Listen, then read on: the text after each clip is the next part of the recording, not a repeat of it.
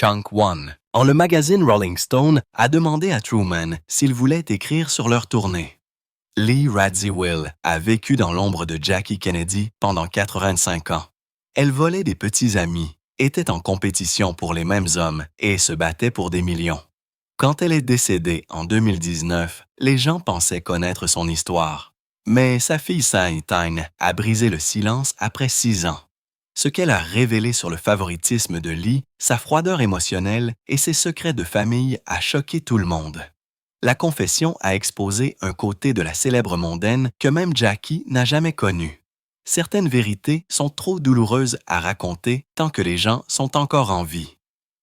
Lee Radziwill est née le 3 mars 1933 à l'hôpital Doctors à Manhattan. Son nom complet était Caroline Lee Bouvier. Son père était un courtier en bourse nommé John Vernou Bouvier-Trey, bien que les gens l'appelaient Black Jack. Sa mère était Janet Norton Lee, une belle mondaine. Lee est née seulement 4 ans après sa sœur Jackie, qui est venue au monde le 28 juillet 1929 à Southampton. Mais le monde dans lequel elles sont nées s'effondrait. La Grande Dépression avait écrasé le pays. En 1933, la même année où Lee est née, le chômage a atteint 25 %. Le krach boursier de 1929 avait détruit des millions de vies et les Bouvier n'ont pas été épargnés. La société de courtage de Black Jack avait du mal à rester à flot. Il a perdu des clients rapidement et la famille a dû déménager de ses maisons luxueuses. Cette année-là, plus de 15 000 banques avaient fait faillite à travers l'Amérique. Lee a dit plus tard que les décisions risquées de son père pendant cette période lui avaient trop fait craindre que la ruine financière. Elle a grandi en aspirant à la stabilité, quelque chose qu'elle sentait que son enfance n'avait jamais eu. Pour faire croire que les choses allaient mieux qu'elles ne l'étaient réellement, les Bouvier se sont accrochés à une image de vieille fortune. Black Jack a même dit aux gens qu'il venait de la noblesse française. Mais dans les années 1970, des généalogistes ont révélé que tout était faux. Leur véritable origine remontait à un ébéniste des années 1800. Lee était donc née dans un monde qui faisait déjà semblant, qui s'effondrait déjà, et elle passerait sa vie à essayer de réécrire cette histoire. À partir de l'âge de 3 ans, en 1936, Lee a partagé son temps entre un penthouse sur Park Avenue et un grand domaine à East Hampton. Mais derrière le glamour, les choses étaient chaotiques. Son père buvait beaucoup. Chunk 2. À la fin des années 1930, il finissait des bouteilles de whisky de whisky tous les jours. Il avait des liaisons et des humeurs violentes dont on chuchotait dans les cercles mondains. En 1935, il a été poursuivi pour avoir pris 100 000 $ de fiducie familiale. Cela a failli les détruire. En 1938, il a perdu son emploi à Wall Street et les gens ont même répandu des rumeurs selon lesquelles il aurait été impliqué dans des délits d'initié. En 1940, tout s'est effondré lorsque les parents de Lee ont divorcé. Elle n'avait que 7 ans. Sa mère a accusé Black Jack de cruauté. Les tribunaux lui ont accordé la garde complète et ont fait payer à Black Jack 1 000 $ par mois de pension alimentaire, même s'il était noyé sous 200 000 $ de dettes. Le scandale s'est déroulé dans les journaux et Lee ne l'a jamais oublié. Lee et Jackie vivaient soudainement entre plusieurs maisons, entourés de tensions. En 1942, Janet s'est remariée. Cette fois, c'était Hugh D. Auction Claus, un riche héritier pétrolier valant plus de 50 millions de dollars. Le nouveau mariage a amené plus d'enfants dans le tableau, comme Yusha, né en 1927, et des demi-frères et sœurs Janet en 1945 et Jaime en 1947. Lee avait l'impression de ne pas appartenir à ce nouveau monde. Elle n'avait que 10 ans lorsqu'elle a commencé à se battre avec ses nouveaux beaux-frères et belles-sœurs, s'inquiétant de qui obtiendrait quoi à l'avenir. Elle a dit un jour que ces années lui avaient appris à ne faire confiance à personne. Quand son père s'est enivré et s'est évanoui lors d'un événement familial en 1942, l'embarrassant devant tout le monde, elle a dit qu'elle s'était jurée de ne plus jamais montrer de faiblesse. Lee a passé ses étés dans un endroit appelé Tlali Lazata, un domaine de 7 acres à East Hampton que son grand-père avait acheté en 1925 pour 50 000 $. Il avait 8 chambres et une vue sur l'océan. La famille y a accueilli des noms célèbres. En 1937, Lee rencontrait des gens comme les Vanderbilt et les Rockefeller. De l'extérieur, cela avait l'air magique, mais à l'intérieur, les choses étaient tendues. Jackie, de 4 ans son aîné, était la star. En 1940, Jackie a gagné un concours d'équitation de poneys. Lee avait 7 ans et a pleuré quand elle a perdu. Leur grand-père, le major Bouvier, est décédé en 1948 avec une dette de 1 million de dollars et la famille a dû vendre l'ADA en 1950. Lee a dit plus tard que peu importe à quel point un endroit était beau, cela ne signifiait jamais la paix. Une nuit en 1939, il y a eu une bagarre d'ivrogne à l'ATA. Chunk 3. Cette nuit-là, elle a appris que la haute société pouvait être cruelle derrière sa surface polie. Dès l'âge de 5 ans en 1938, Lee et Jackie étaient déjà habillés avec des tenues assorties pour les photos. Leur mère était obsédée par l'image. Même pendant la dépression, Janet dépensait 500 $ par année pour leurs vêtements. Après le divorce en 1941, elle a inscrit les 2 filles à des cours de ballet qui coûtaient 200 $ par session. Tout le monde a toujours dit que Jackie était plus jolie. Cela a profondément blessé Lee. En 1950, à seulement 17 ans, elle a subi une rhinoplastie pour changer son apparence. Au moment où elle est allée à l'école Miss Porter en 1947, elle avait appris à copier des satires qui la rendraient célèbre plus tard. Mais le style était un masque. Un jour, en 1939, lorsqu'elle a déchiré une robe, sa mère l'a enfermée dans un placard pendant des heures. À partir de ce moment, Lee a commencé à cacher sa douleur derrière des vêtements parfaits et des sourires parfaits. Elle a commencé l'école à Chapin à Manhattan, puis est allée à la Peto High School à Washington. En 1947, elle est entrée à Miss Porter dans le Connecticut, où les frais de scolarité coûtaient 1 500 $ par année. Ce serait plus de 20 000 LS aujourd'hui. Elle était bonne en dessin et en théâtre. Son annuaire de 1950 contenait des mots gentils sur sa créativité, mais elle a échoué en mathématiques et en histoire. Jackie, par contre, a obtenu des A dans toutes les matières.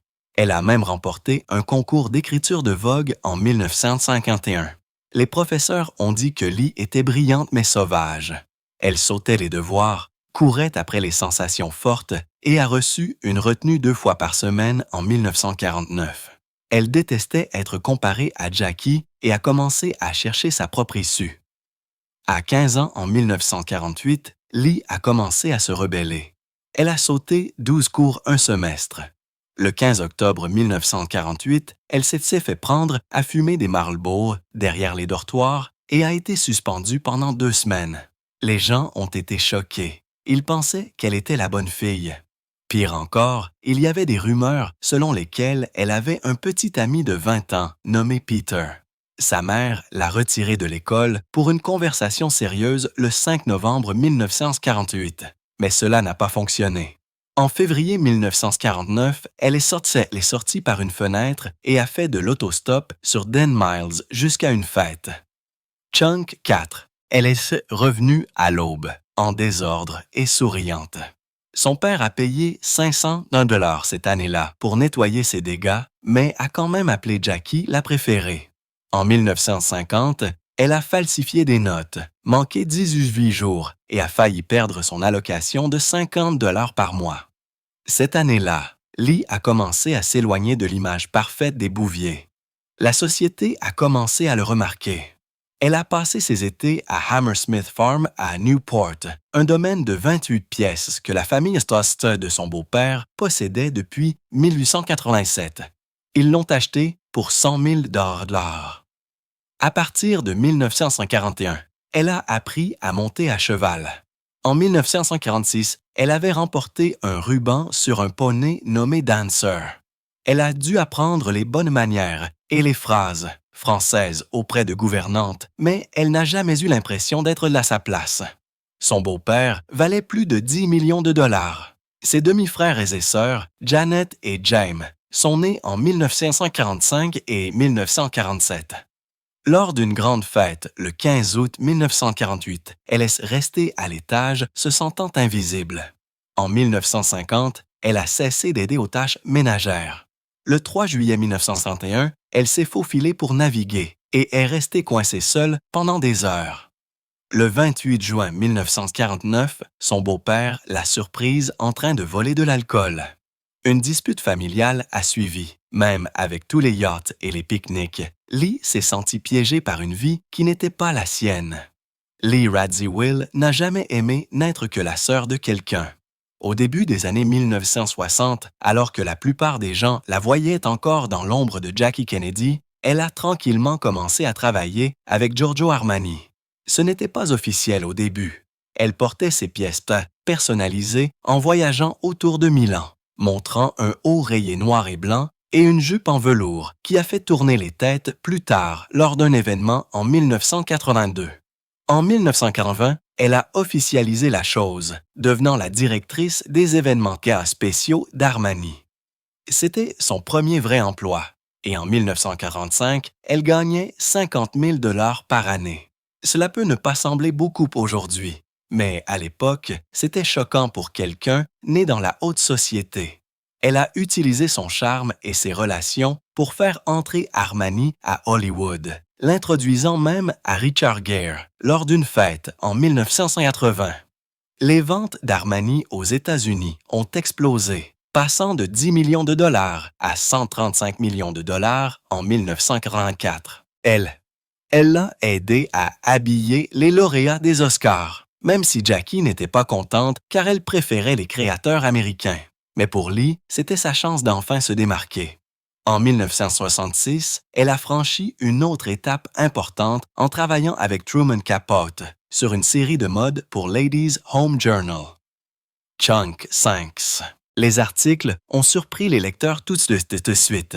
Lee a admis avoir secrètement emprunté les robes Givenchy de Jackie en 1961 lorsque l'argent était rare, les introduisant même à la Maison-Blanche contre la volonté de JFK. Elle a révélé que son budget vestimentaire n'était que de 20 000 $ par année et que parfois, elle mettait ses bijoux en gage pour jusqu'à 5 000 $ afin de maintenir les apparences. Capote a aidé à écrire sur son voyage en Inde en 1962, y compris une robe Yves Saint-Laurent à 1200 Tawhid Talons qu'elle portait. Les articles sont sortis en juillet 1966 et ont atteint 2 millions de lecteurs. Mais les choses sont devenues tendues lorsque Lee a admis qu'elle se sentait toujours insécure autour de Jackie, dont le budget de garde-robe était 5 fois plus élevé à 100 000 $ par année. Le partenariat l'a rendue plus célèbre, mais aussi plus vulnérable. Les gens ont bavardé que Capote l'aimait plus qu'elle ne le réalisait. Et lorsqu'il a plus tard exposé des histoires privées dans un article de magazine en 1975, leur amitié a pris fin pour de bon. En février 1962, le magazine Rolling Stone lui a donné un énorme coup de projecteur, la qualifiant de chic radie. C'était un reportage de 10 pages avec 15 photos, y compris elle posant dans une robe Mondrian à 3 900 $ par Yves Saint-Laurent. Elle portait des turbans à 800 $ et des robes à 2000 $, vivant la grande vie. Une histoire parlait de sa promenade à dos de chameau en 1961 au Pakistan où elle a perdu une chaussure à 500 $. Cet article l'a fait se démarquer et a stimulé les ventes de YSL aux États-Unis de 40 %. Mais cela a également suscité des problèmes avec Jackie, qui l'a giflé lors d'une dispute un mois plus tard. La même année, Jackie a porté une robe YSL similaire à un dîner à la Maison-Blanche, montrant discrètement sa désapprobation. Même la mode est devenue une bataille entre les sœurs. En 1967, Lee a lancé sa propre ligne de vêtements. Elle y a investi 80 000 $, vendant des turbans à 150 $ et des foulards à 200 $ chez Bloomingdale's, espérant vendre 1000 articles par mois. Mais tout a mal tourné. Un problème de teinture a ruiné 500 pièces en juillet, lui coûtant 100 000 $ en décembre. Seulement 300 articles ont été vendus et les gens ont qualifié la ligne de trop chère. Les usines italiennes ont retardé les expéditions et elle a perdu 20 000 $ de plus à cause des stocks retournés. Même si elle allait gagner 50 000 $ grâce à son accord avec Bloomingdale's, l'entreprise a échoué. Sa carrière d'actrice précédente avait déjà échoué. Alors, après cela, elle s'est tournée vers la décoration intérieure. De 1959 à 1970, elle a posé dans une série de séances photos audacieuses pour le photographe Cecil Beaton. En 1966, Vogue l'a présentée dans des costumes d'homme à 1 200 $, avec certaines photos faisant allusion à des rumeurs sur sa sexualité. Une séance de 1964 l'a capturée avec un maquillage strié de larmes quelques mois après la mort de JFK. Beaton a dit qu'elle était infiniment plus belle que Jackie. Chunk 6. Mais quand Andy Warhol a fait des commentaires en 1970 sur sa possible bisexualité, les rumeurs ont atteint leur apogée. Ces photos sont apparues dans 15 magazines et ont contribué à façonner son image d'avant-gardiste et d'élégante. Ils ont cessé de travailler ensemble après son divorce en 1974. La même année, Truman Capote s'est retourné contre elle. En novembre 1975, il a publié un chapitre intitulé « La Côte basque 1965 » dans Esquire. Il racontait des histoires sur ses amis de la haute société, y compris Lee, en utilisant de faux noms, mais des détails évidents. Il a révélé des choses personnelles qu'elle lui avait dites au cours de 20 ans d'amitié. Lee était dévastée. Elle a pensé à poursuivre, mais l'écriture était trop habilement déguisée. Capote avait même écrit une pièce de théâtre juste pour elle. Mais maintenant, elle a rejoint d'autres comme Slim Keith pour le couper. C'était la fin d'une époque et il est mort seul en 1984. Également en 1974. Elle a essayé d'écrire. Avec l'aide de Jackie, elle a travaillé sur un livre intitulé One Special Summer sur leur voyage en Europe en 1951. Les premières ébauches ont été rejetées par 2 éditeurs pour avoir trop révélé sur leur passé, y compris des allusions à des aventures romantiques. Elles l'ont adouci et Delicourt Press l'a finalement publié. Il s'est vendu à 10 000 exemplaires, mais les critiques l'ont qualifié de léger.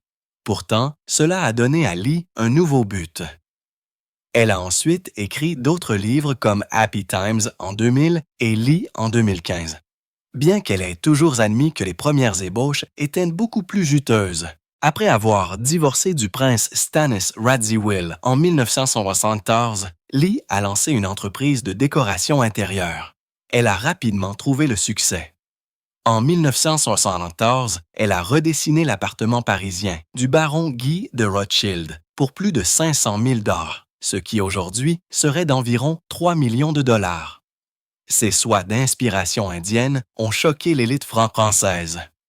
À la fin des années 1970, elle gagnait 2 millions de $ par année, travaillant avec des clients comme Stavros Niarchos. Son entreprise s'est étendue à New York en 1980 avec 15 projets majeurs par année et un portefeuille de 10 millions de $. Pourtant, les gens chuchotaient qu'elle ne travaillait qu'avec des clients qui avaient été sales à des titres, ignorant les nouveaux riches. En 1975, elle a redessiné les suites et lames de luxe de l'hôtel Pierre à New York. Il venait d'être frappé par un vol de bijoux de 27 millions de $. Lee a ajouté des coffres-forts cachés dans les meubles, y compris un cadre de lit à 50 000 $ avec des tiroirs secrets. Chunk 7. Une suite avait même une pièce de panique qui ressemblait à un placard avec du verre par balle et un prix de 200 000 $. Certaines personnes pensaient que c'était exagéré, mais d'autres ont adoré le mélange de beauté et de sécurité. En 1978, elle avait gagné 1,5 million de $ rien que grâce aux pierres et a ensuite conçu 10 autres hôtels dans un style similaire. Ses mémoires, Happy Times, sont finalement sortis en 2003, mais elle avait commencé à les écrire au début des années 1980. Les premières ébauches étaient explosives. En 1942, elle a écrit sur une dispute en 1962 avec Jackie au sujet d'un prêt de 10 000 $ et comment Jackie a refusé de l'aider. La famille Kennedy a fait intervenir des avocats en 1983, l'avertissant de ne pas publier sous une pénalité de 500 000 $. Elle a modifié les ébauches, mais certaines pages ont fuité en 1944, montrant des histoires des histoires de jalousie et de drame, y compris la colère de Jackie face au mariage de Lee avec un prince en 1959. Lorsque le livre est finalement sorti, il s'était vendu à 50 000 exemplaires en un mois et lui a rapporté 1 million de $. En 1980, elle est revenue à la mode en tant que directrice des relations publiques d'Armani, gagnant 200 000 $ par année. En 1945, c'était 500 000 $. Elle a aidé Armani à atteindre Hollywood en habillant Richard Gere pour American Gigolo, qui a rapporté 52 millions de $. En 1988, elle a signé avec Marc Jacobs pour 300 000 $. Mais en 1945, un scandale a éclaté lorsque Jacobs a publié une publicité de Lee dans une pose révélatrice. Elle a été retirée après des réactions négatives, coûtant 1 million de $ en annonces perdues. Certains l'ont accusée d'utiliser le nom Kennedy pour attirer l'attention. Des groupes conservateurs ont boycotté Jacobs en 1986, mais son travail dans la mode s'est poursuivi. Et en 1949, elle faisait partie de 20 campagnes. Entre 1975 et 1945, elle a encadré plus de 30 jeunes créateurs. Mais en 1997, des entrevues sont sorties où elle a admis avoir rejeté 15 candidats en 1944 pour ne pas avoir la bonne éducation. Elle a dit que le maintien comptait plus que le talent. Cela a causé 200 lettres de colère et des critiques de l'American Society of Interior Designers en 1988. Les candidatures à son entreprise ont chuté de 20 %. En 1990, un ancien protégé l'a poursuivi pour 100 000 $ après avoir été renvoyé pour ne pas s'être intégré. Elle a quand même lancé quelques carrières réussies, dont un designer qui a ensuite travaillé pour les Rothschild. Mais en 1949, elle avait perdu 3 clients importants à cause du scandale. Le divorce de Lee avec le prince Radziwill est devenu officiel le 23 juillet 1964 après 2 ans de séparation. Il avait des liaisons avec des femmes plus jeunes et a laissé derrière lui des dettes de 30 millions de $ à sa mort en 1976. Lee a perdu son titre de princesse et a dû mettre aux enchères des trésors de famille en 1975 pour ce qu'on restait à flot. Elle a vendu un sabre polonais du 19e siècle pour 8 000 $ et d'autres articles d'une valeur de 50 000 $. Elle a commencé à fréquenter l'avocat Peter Tufo et a accepté plus de travaux de décoration intérieure pour survivre. Chunk Witt. Ses enfants, Anthony et Tina, étaient soutenus par Jackie, puisque la succession de leur père ne valait rien. En 1963, elle a commencé une liaison avec Aristote Onassis, juste au moment où son mariage s'effondrait. Il lui a donné un bracelet en diamant de 10 000 $ et elle a passé du temps sur son yacht, le Christina. Mais en octobre, Jackie était intervenue et avait pris le relais. La même année, lors d'un séjour à l'hôtel Claridge's de Londres, Jackie aurait giflé Lee lors d'une violente dispute au sujet d'Onassis. Il a épousé Jackie en 1968, mais Lee a dit plus tard qu'elle n'avait jamais prévu de l'épouser. Des lettres de 1964 ont confirmé la querelle. La liaison est devenue publique lorsqu'un article du New York Post de juillet 1963 a fait allusion au drame. Lee s'est remarié le 23 septembre 1988 avec le réalisateur Herbert Ross, surtout connu pour Footloose. Elle avait 55 ans, il en avait 61, mais en 1995, il est devenu contrôlant. Il lui a interdit de voir des amis comme Truman Capote et lui a même dit quoi porter. Dans des documents judiciaires de 2001, Lee a dit qu'il surveillait ses appels et l'empêchait de sortir, ce qui a mené à la dépression en 1999. Ils ont divorcé le 15 octobre 2001. Ross est décédé peu de temps après, à l'âge de 74 ans d'une insuffisance cardiaque. Lee a reçu 5 millions de dollars dans le règlement, mais a perdu leur maison dans les Hamptons d'une valeur de 12 millions de dollars. À la fin des années 1966, sa vie est devenue incontrôlable avec la drogue. Elle a commencé à consommer de la cocaïne aux fêtes du Studio 54 en 1977. Dans des biographies de 1980, elle a admis en prendre presque tous les soirs. En juillet 1978, elle a été vue s'effondrer sur la piste de danse après avoir mélangé de la cocaïne avec du Valium. En 1969, un raid dans un club a révélé son nom dans des dossiers liés à 800 dealers en drogue. Elle a fait une surdose de Quaalude en 1975 et a dû se faire pomper l'estomac à l'hôpital Lenox Hill. Elle a rejoint les AA en 1981 après une crise publique à Southampton. À Saint-Gilles, elle était tombée à seulement 95 lbp. La propre consommation de drogue de Truman Capote n'a fait qu'empirer les choses. Elle a commencé sa guérison en 1982, mais son lien avec Jackie s'est tendu. En 1970, elle a emprunté 100 000 $ à Jackie pour acheter un appartement à Londres et a promis de le rembourser dans un an. Mais en 1975, il était toujours impayé. Jackie est devenue frustrée, surtout après que Lee ait manqué à un loyer de 20 000 $. Les intérêts ont porté la dette à 150 000 $ en 1980. En 1945, Jackie a divulgué l'histoire à Vanity Fair, qualifiant sa sœur de parasite. Chunk, 9. Quand Jackie est décédée en 1994, elle n'a rien laissé à Lee dans son testament. Elle a écrit que Lee avait déjà reçu de l'aide. Mais quand Lee est décédée en 2019, son propre patrimoine valait 50 millions de $. Elle n'a rien laissé à la famille Kennedy. L'une des pires bagarres a eu lieu en 1973 lorsque Lee a secrètement vendu des bijoux offerts pour 15 000 $. Jackie l'a découvert et a déposé une déclaration sous serment devant le tribunal. Leur relation ne s'est jamais complètement rétablie.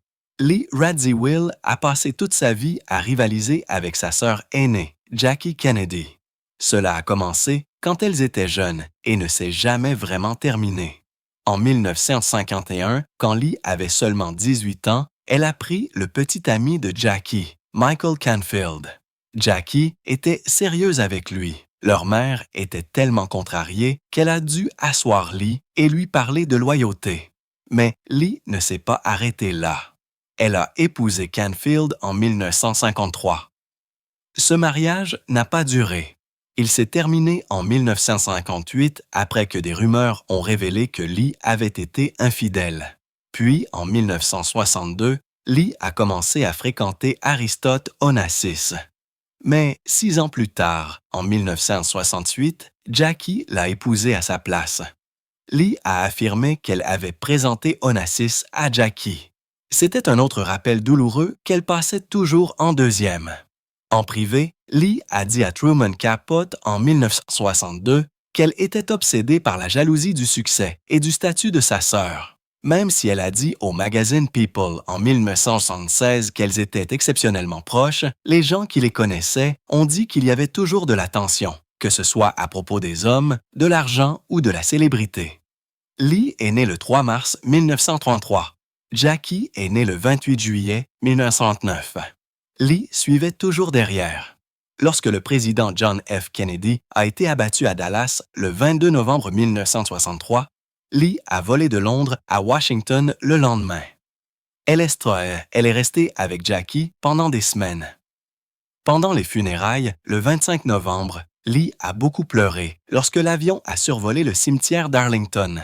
Cette nuit-là, elle a laissé une note sur l'oreiller de Jackie disant « Bonne nuit, ma chère Jax, la plus courageuse et la plus noble de toutes. » Chunk, 10.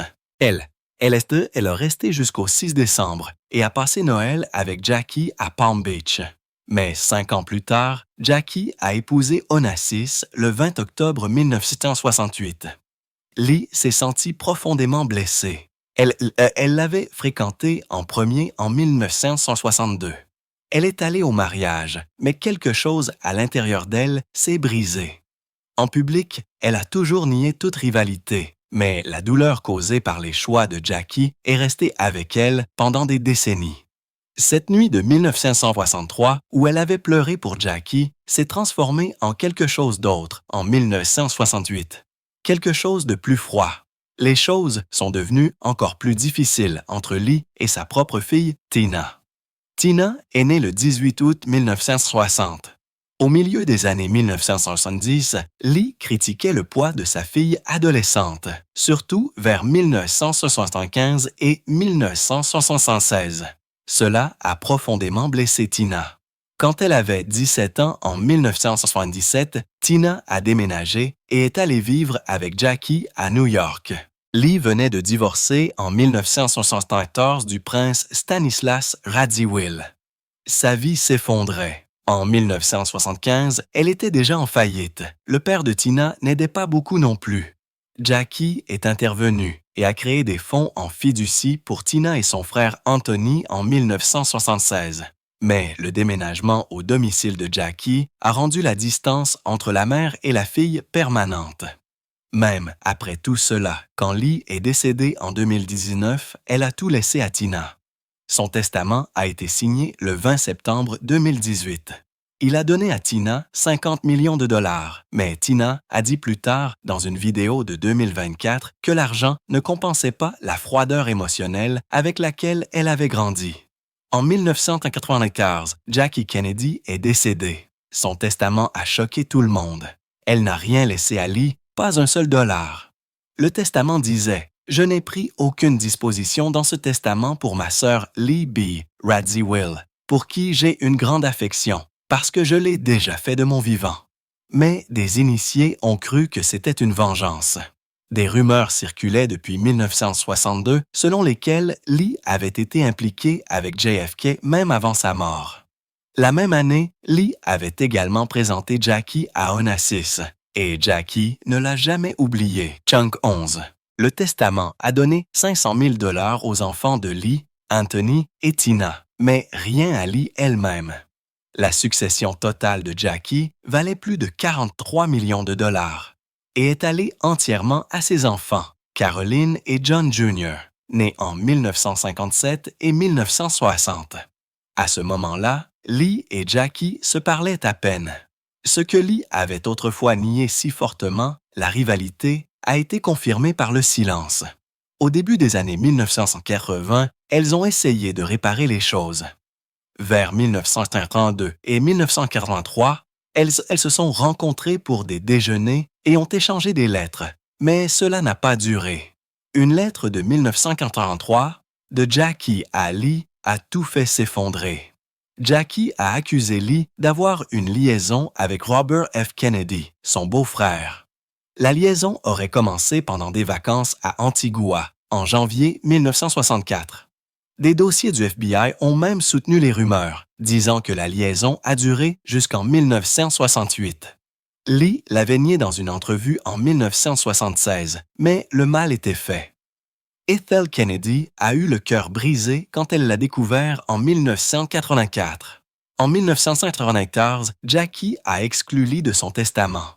Le passé ne pouvait pas être effacé. Gore Vidal a dit plus tard que Lee s'était vanté une fois d'avoir couché avec JFK en France en 1959. Cela a rendu la trahison encore pire.